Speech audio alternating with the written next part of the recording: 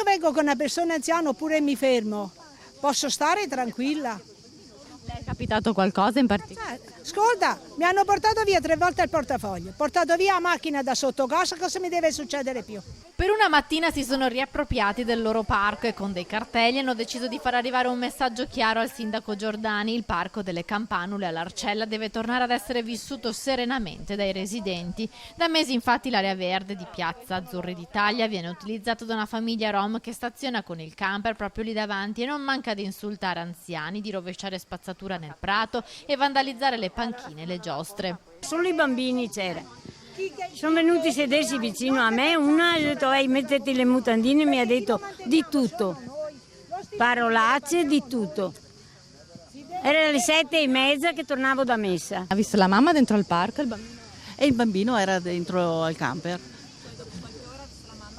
Dopo un po' di tempo è uscita con il passeggino, è andata a ritirare il passeggino con il bambino. I residenti sono esasperati. Il parco è frequentato da molti bambini e dagli anziani che soprattutto d'estate cercano un po' di fresco all'ombra della vegetazione. Secondo i loro racconti, negli ultimi mesi la convivenza con questo gruppo di rom sarebbe diventata insostenibile. A farne le spese anche gli ambulanti del mercato, che in più di un'occasione sarebbero stati minacciati dalle donne scese dalla roulotte, infastidite dall'allestimento delle bancarelle. Una situazione simile a quella di un altro parco dell'Arcella. Parco Morandi è la stessa cosa, lo stesso, zingari che sporcano, che si lavano nelle fontanelle, poi nell'area bambini, lasciano pattumiere ovunque. Insieme al gruppo di residenti al dell'Arcella anche la consigliera d'opposizione Leonora Mosco, che chiede un incontro con prefetto e sindaco e a quest'ultimo fa delle richieste precise. Chiedo che venga applicato il divieto di camping nelle aree prospicienti al parco, che non è più un parco dei bambini ma che è il parco dell'illegalità dei rom, poiché siamo tutti fortemente preoccupati anche dello stato in cui vivono questi bambini rom che rimangono per ore e ore sotto il sole